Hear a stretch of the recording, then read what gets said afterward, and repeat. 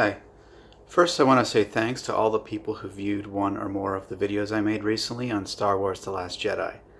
I made 3 videos since the film came out, sharing my views on why The Last Jedi doesn't work and in fact fails as a Star Wars movie. Many honest film critics would agree that The Last Jedi has some serious flaws on the levels of story and character development. But I think it lacks something even more fundamental. The original Star Wars films contain timeless spiritual principles. The Force, the Jedi, and the main characters were all deeply influenced by and/or founded on religious, spiritual, and traditional ideas and archetypes. Some say that the entire first 6 movies are about redemption, a highly Christian concept. But there is also a lot of Eastern spirituality present in the original Star Wars films. The themes of Star Wars were universal and timeless, including the politics which never seemed partisan or dated. The Last Jedi attempts to supplant the spiritual core of Star Wars with a political ideology and agenda that is both highly partisan and profoundly lacking in heart and meaning. The backlash was easily predictable. What's wrong with this movie goes way beyond plot holes and poor character development. This film is an impostor of the original mythology, a wolf in sheep's clothing, that is rightly being condemned by the many people who see through the facade and/or feel the proverbial disturbance in the Force. On that note, I'd like to read and respond to some of the viewer comments from my first 3 videos on this subject. Carrie G writes, "Spirituality doesn't have an agenda, but politics and religion both do." I think this is a very good point, and I'm always reminded of the part in the New Testament, it's in all of the Synoptic Gospels, where the Pharisees are trying to trip up Jesus with basically the equivalent of a gotcha question. And I'll quote from Matthew 22. The Pharisees say, "What do you think? Is it lawful to pay taxes to Caesar or not?" But Jesus perceived their wickedness and said, "Why do you test me, you hypocrites? Show me the tax money." So they brought him a denarius. And he said to them, "Whose image and inscription is this?" And they said, "Caesar's." And he said to them, "Render therefore to Caesar the things that are Caesar's, and to God the things that are God's." Jesus' message is purely spiritual and therefore not colored or dictated by some political or religious agenda. As Carrie says, spirituality has no agenda. Christ is not putting down politics or religion. He's saying that spirituality is separate from politics. And by bringing the conversation back to God, he's saying, that's what I'm here to share. I don't have some kind of political or religious agenda. Leave that to the politicians. Render unto Caesar that which is Caesar's. It's kind of like he's saying, I'm here to share what you need to go beyond these systems of men and into the kingdom of God. Carrie G continues, "There is a good side to politics every bit as much as there is a good side to religion," she says. I love that because she is saying just because politics and religion do have agendas and therefore spirituality is superior on that level, it doesn't mean that they're totally bad. Again, Jesus does not condemn politics or religion. He just says it's not the same thing as spirituality. It should be kept apart. At least when you're talking about spirituality, you don't bring politics and religion into the equation.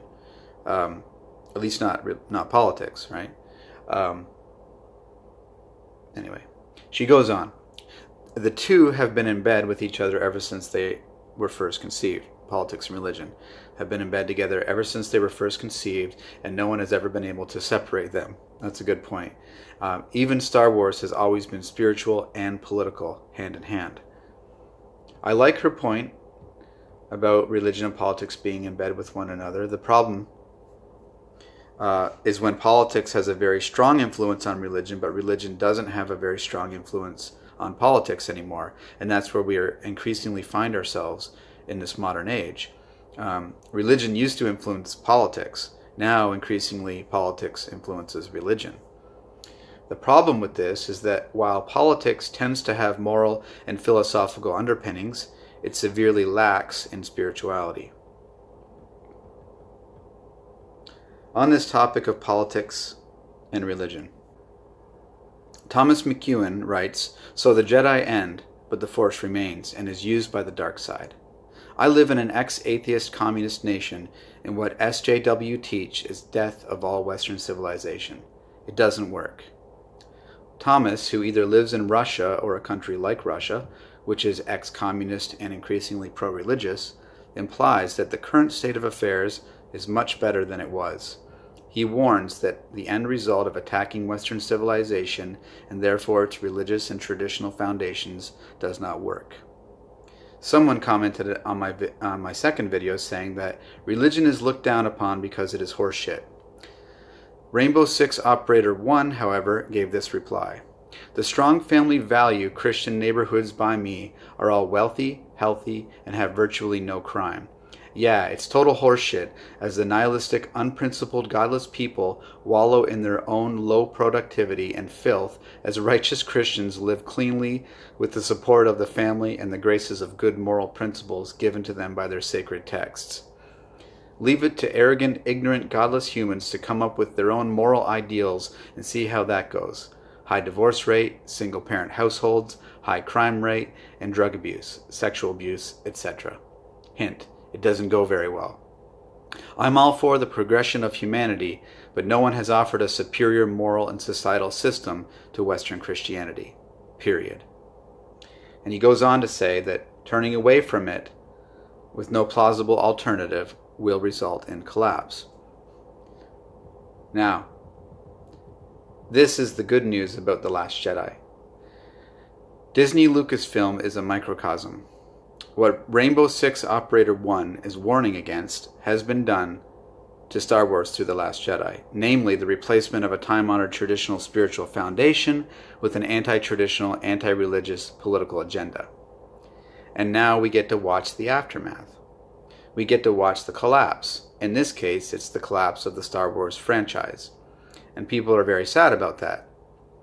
But it's a lot better than the collapse of Western civilization. This movie is going to help wake a lot of people up to what's really going on and why it needs to stop. As Yoda said, the greatest teacher failure is. One of my favorite comments was from Fenton Pendergast, whose name I love. Fenton writes, "You're bang on with the lightsaber moment. The instant he tossed the lightsaber over his shoulder, my blood ran cold. I knew exactly what was going to happen. At first, I thought Luke was going to be acting the fool like Yoda did to him in Empire Strikes Back. But as the movie went on, and it was like watching a train wreck happening in slow motion. Rian Johnson had no right to destroy something that wasn't his, but this is the kind of socio-political nightmare we're living in, and it's infesting and infecting everything."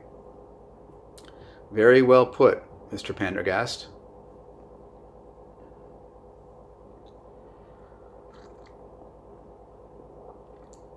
Another commenter had a different view than Fenton. Aaron A. says, "It was a bad movie regardless of politics.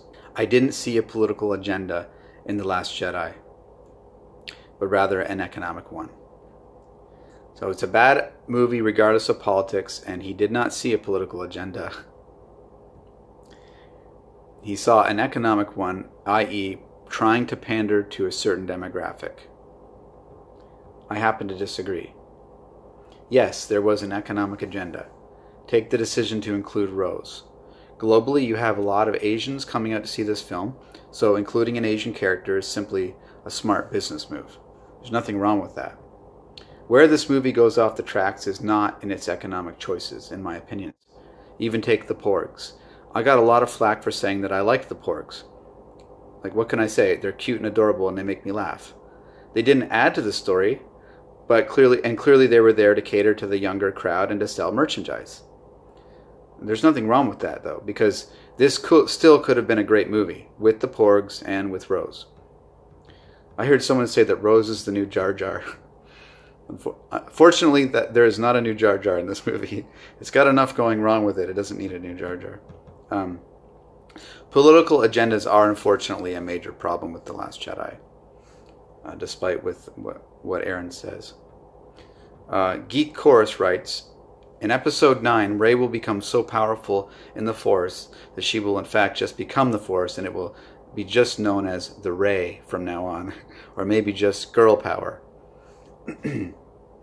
Sky Patterson comments, Kathleen Kennedy needs to be fired. This movie was not about Star Wars. It was about feminism and New World Order liberalism, and used Star Wars as its vehicle. It's very sad that big government and Hollywood bubble PC groupthink has hijacked timeless imagination and whimsy. The irony is that the movie tries to be PC and inclusive, yet the result is that the movie is prejudiced, sexist, and inclusive to a small group of people, namely the SJW big shots in Hollywood. Star Wars was something that brought people together with its common human archetypes. The metaphors were found in aliens, droids, and strange planets. Now we are being spoon-fed metaphors in purple hair, skin color, and class warfare. Many people went to see Star Wars The Last Jedi, conservative and liberals alike, men and women and people of every kind, for this reason. As Bonnie Tyler once said, I need a hero. I'm holding out for a hero till the morning light. He's got to be sure, and it's got to be soon, and he's got to be larger than life. I need a hero. We did not get that hero in The Last Jedi's revisionist rendering of Luke Skywalker, nor did we get that hero with Rey. Rey is more like a goddess, not a hero. There's nothing wrong with a goddess, like in Lord of the Rings, the elf queen played by Cate Blanchett. I love that character. But people come to a myth movie like Star Wars for the hero's journey, and for the hero's ultimate destination, which needs to be something meaningful and satisfying on a deeply human level. A lot of critics of this movie are saying, fire Kathleen Kennedy. I do think that will happen. Whether it will happen before or after Episode 9, that's hard to say.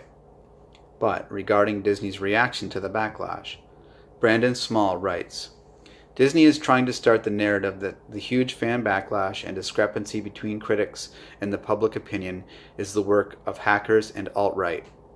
If anything, I believe that unusually high critical acclaim was bought and paid for by Disney.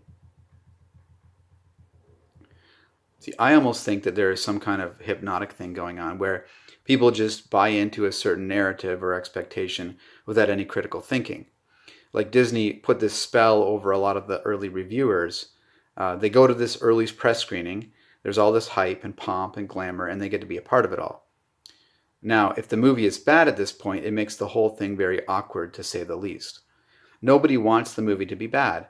They've basically rejected that potential narrative before they even see the film. And then, after they've seen it, everyone works together to support the narrative that the film was actually good. They kind of convince themselves, then they all write positive reviews, and everybody is happy and gets to go home feeling justified, and then they all get invited back to the next press screening. So, this has obviously happened before, or probably happened before in Hollywood, but with The Last Jedi, the stretch of the truth about a film by early critics is possibly the most blatant and far-fetched it's ever been. This film is historic on a lot of levels. Disney Lucasfilm is doing everything they can to quell the backlash. As Melvin Chong writes, I can foresee the title for the next movie, Episode 9, Damage Control. I wonder what's actually going on right now at Disney Lucasfilm. They had no idea when they first released this what was going to happen, and now I bet they're like, wait a minute, what just happened? What did we just do? It's one of those things where it seemed like a good idea at the time, and then as time goes by, you're like, uh-oh, that was really stupid. I think there are some people in Disney management who are not under any sort of narrative spell, and they already know this movie is a failure. At least as a Star Wars movie. People who say this movie is a success because it's going to make money in the short term are failing to see the bigger picture. I mean, it's guaranteed to make money in the short term. That's not the benchmark. The question is whether or not it's going to serve the overall Star Wars franchise going forward commercially. If you're just talking about economics, and the answer to that is no, it is not going to serve Star Wars going forward very well. So it's a failure. I wrote in the title description that the Jedi mustn't end, and won't, because I think it'll be too costly for Disney, and they will figure that out sooner or later, and probably already have. The problem is, of course, with the next movie is if they go into reaction mode, then that's going to rub people the wrong way too, because people are going to be like, well, you're just doing this because of the backlash, you know. So Disney's in a really, they're really between a rock and a hard place. So they're going to be, they already are. They may not know that yet, but they really are, because it's like, what do you do now? How do you correct this? In a sense, you almost have to just finish the trilogy and then reboot, then start a new trilogy, and get all new people to do it, and people that like you can really trust, people that get the core mythology and all that. Get good writers, you know, and do it right. So that's probably what will end up happening. But for many of us, it doesn't matter at this point, because trust has been eroded. We know what these people are up to, and we're not buying it. They can destroy their own corporation, but not our civilization. What the Jedi once stood for will live on. Heroes won't go extinct, and the true force won't die either. What it represents is the core of life itself, and no philosophy or ideology can ever remove it from what we are.